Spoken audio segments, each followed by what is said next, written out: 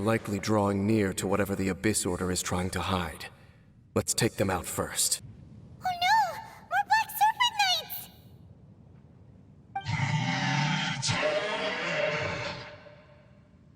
Huh?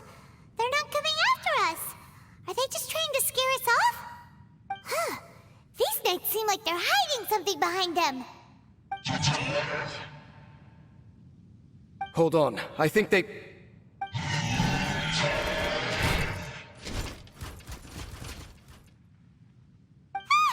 coming! Quick, get them!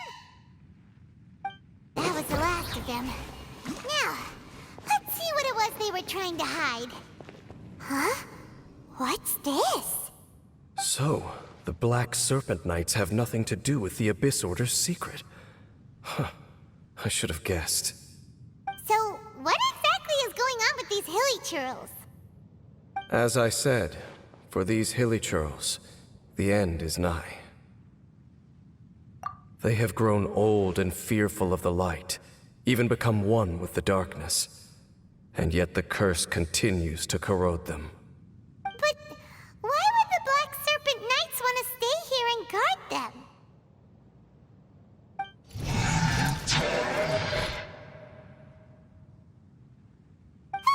More of them are closing in!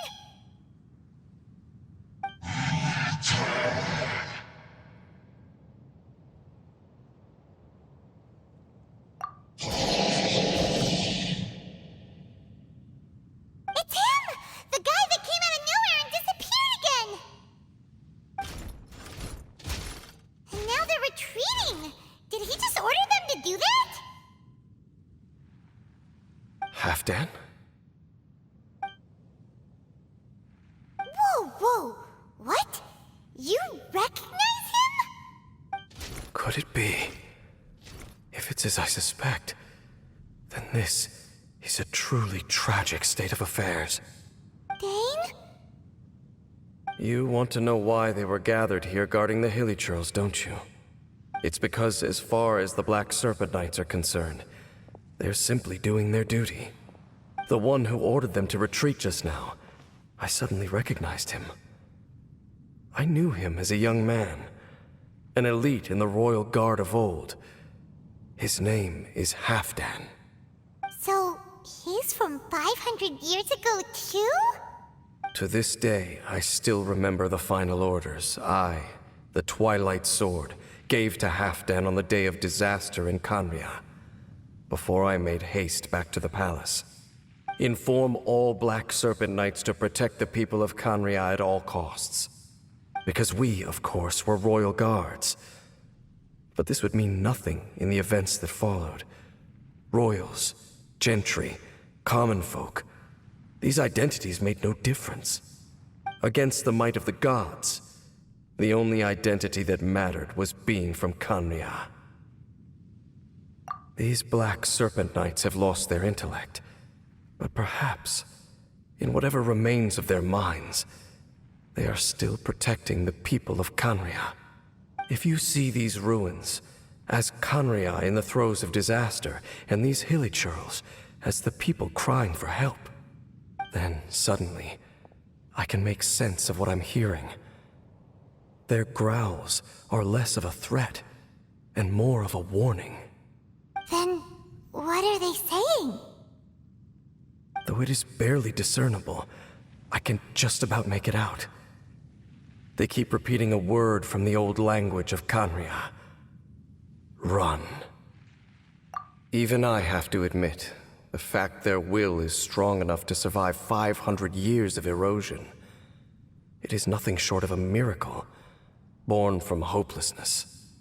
Oh, so Paimon had them all wrong. It doesn't matter.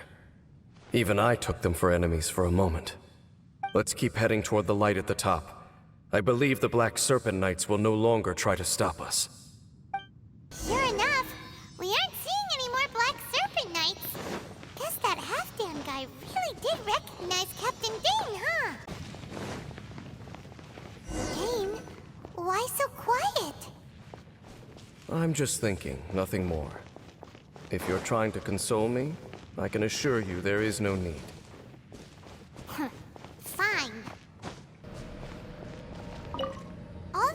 Hilichurls want is to quietly fade away in peace. Paimon hopes they can get... Hey, look! There's no door sealing this room off! Looks like we can finally head to the room in the center. Come on, let's go! Look! Up there! A water pool! Even the water pool is upside down. Oh, wow! This is a pretty amazing place! Dane, do you have any idea at all how it works? The pool must be part of the entire city structure. A relic of this ancient civilization. And more importantly, it is the very thing that is weakening the curse. Here, my whole body feels more at peace than it has in a long time. The effect is stronger here than it was before. And I think it's because that water pool has something akin to a cleansing effect. Cleansing? So that means the water in that pool can wash away the curse for good? No, that would be impossible. How are you so sure? I have lived with this curse for 500 years, and I have been fully conscious the entire time.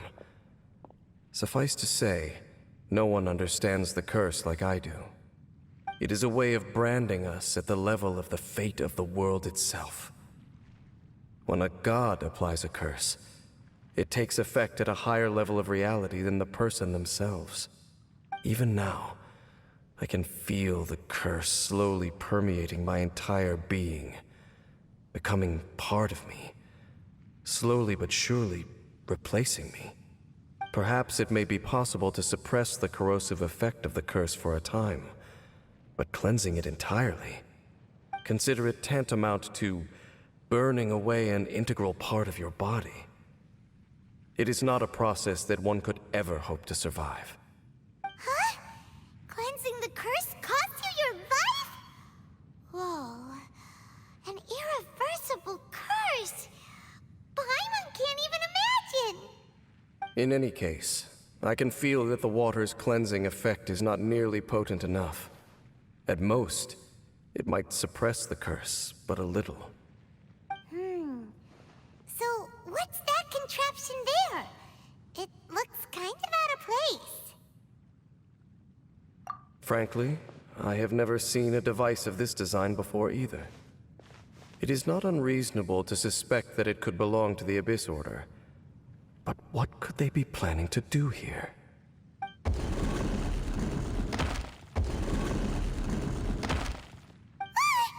Oh, that gave Paimon a fright!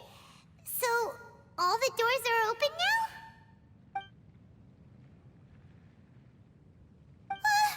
Halfdan's back again?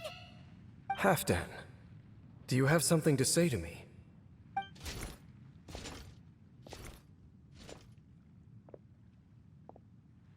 He ran off! But he didn't disappear like last time. He's indicating that we should follow him. Are you coming? True. So, we going then? Looks like Halfdan disappeared at the far end of this path. Perhaps whatever lies ahead is what he wants us to see. Let's keep... It's a humble Hilichurl camp. Oh, these Hilichurls look like they're in pretty bad shape, too. Some of them look like they've already taken their final breath. Is this what Halfdan wanted to show us? Whether it is or not, everything here is worth investigating in detail. Inspect the area. Leave no stone unturned. Seems like these Hilichurls have no life left in them at all. Before long, they'll become one with the darkness. The Hilichurls we meet in the wild are always so rowdy. Paimon never would have imagined that this is how they spend their final days. We may not have a whole lot of happy memories dealing with Hilichurls, but still, Paimon hopes they're at peace in their last moments.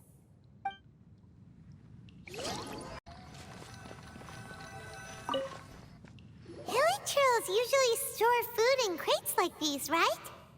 But these seem pretty much empty. Is it because they're so near to the end that they don't need to eat anymore? Even if they don't need to eat anymore, Paimon bets they still miss food for the flavor. There's even a bonfire here, like what hilly churros built in the wild. Wait, but wasn't Dane saying that hilly churros get scared of the light when they reach the very end of their lives? Maybe, in the very, very end, they still want to feel some light and warmth. Oh. Just thinking aloud here. Could also be another reason. How did that flower get this far underground? Did someone bring it in memory of the deceased hilly churros? Hey, now that you mention it, Paimon thinks it looks kind of familiar too. It is the national flower of Canria, the Intivat. It once bloomed all over the nation. It would only last 2 weeks before wilting. But if you were to pluck one and take it out of Canria, the petals would stop growing and turn hard. Only when it finally returned to its home soil would the petals grow soft once more, and finally turn to dust. So the Intivat is a symbol for a wanderer far from home, signifying the tenderness of the homeland.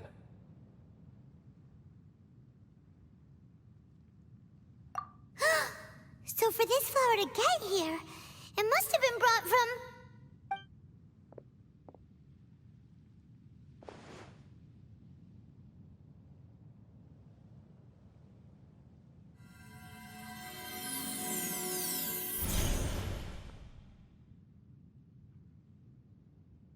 Your Highness, so the proposal finally has your blessing? In focusing single-mindedly on confronting the heavenly principles, we neglected our original mission, the revival of the homeland. I should not have been so indecisive. The device is almost ready. We await your command. What are the chances of succeeding? Theoretically speaking, approximately. Forget it. Even a 1% chance is enough. For too long have we dwelt in the abyss. Surely they would rather return to the natural cycle of life and death as soon as possible than continue to exist as they are, without a shred of dignity. They cannot be made to continue paying the price for those so-called sins. The Order is most fortunate to be graced with your decision.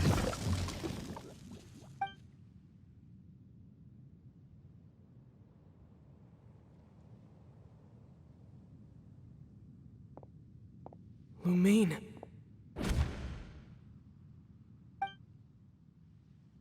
You saw something, didn't you? Can you tell me what it was? Yeah, you zoned out for quite a while there.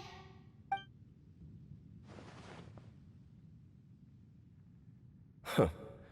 Well, people do say that twins have a special connection. It sounds as if they are attempting to make use of certain equipment to cleanse the curse. It could well be the device we saw earlier. And you say she mentioned the revival of the homeland, correct? No surprise there. Stubborn as ever. It appears as if the Abyss Order plans to use this location to cleanse the hilly churls of their curse and restore them to the way they once were. Then, they will serve as the foundation for reviving the nation of Canria. After all, there can be no nation without a people. It is the height of foolishness. They have no chance of success, not even a 1% chance. I told you already that no one knows this curse better than I, having lived with it for 500 years. There is no redemption. There is no undoing the curse. Trying to remove it by force will achieve nothing but to inflict further suffering. So make sure you are clear in your mind. You have to tell yourself, they are no longer human. If you cling to false hope and allow yourself to become too emotionally invested, the only way is down. You will end up just like them, mired in hypocrisy. Save your strength for something worth saving. Oh? But of course, I am merely someone you hired for a task, while she is your sister. It is only natural for you to side with her. But whatever decision you make cannot deter me from mine. My chosen path is to stop the Abyss. If we have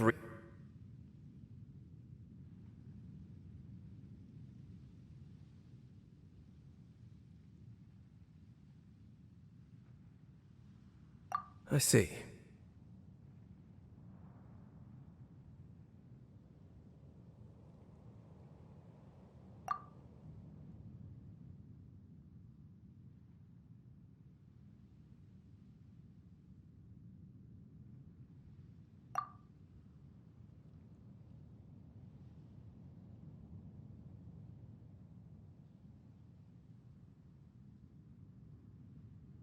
It seems that the 3 questions I put to you on our first meeting were worthwhile.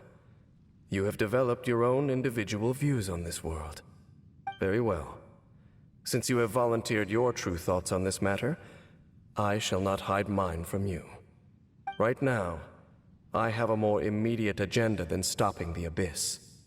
That is to say, the Abyss's actions here directly dishonor the final wishes of Halfdan and my other compatriots. I cannot allow this to proceed. The Abyss may appear at any moment. Be on your guard at all times as we proceed. See the Upside Down City from here, too. Wait, watch out! What's going on? Is that light coming from the room in the center? It's too bright! The mutation is continuing. Has the Abyss made its move already? Dainsliff, I see your incessant meddling continues, and that you have once again joined forces with our Highness's kin. Regrettably, I was not in time to control your exit from the network, and it sent you here of all places. This was a catastrophic error. I am surprised that you dare to face me. You ran like a coward last time. Our Highness's will must be done. All interferences must be removed, whatever the price to pay. This time, the curse that torments our people must be undone, once and for all. You are the only ones who torment them. There is nothing else left of those hilly churls. Nothing besides the curse itself. Say what you wish. I am going nowhere, Dainsliff. Then you will give your life just to delay the inevitable. How absurd. But since you wish to persist, then so be it. You've been hunting this Abyss Herald for ages! Now you finally got him! There's no time to celebrate. The Abyss Order's device is activating, but there's still time to destroy it. All right, let's go!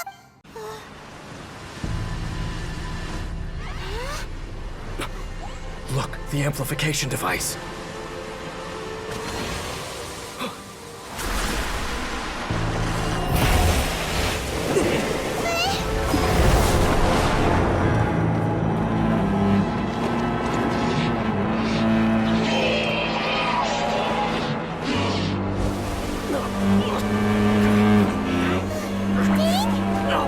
Am I too late? They're in agony. This is no way for them to meet their end. Find a way to stop that thing.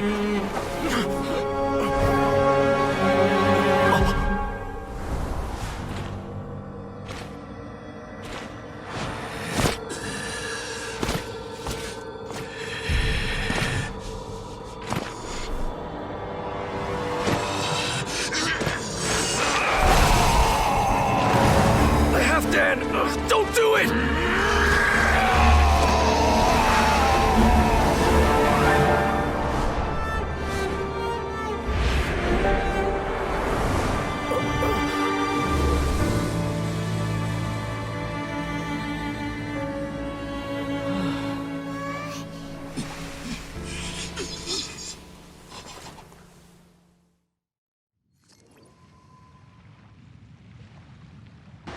I thought he would have been turned to ashes in an instant. Halfdan's soul is extraordinarily resilient. Meddling fool! Encumber us no more! Don't you have a greater encumbrance to worry about? Come on. This is your grand opportunity to get rid of me. Tasteless!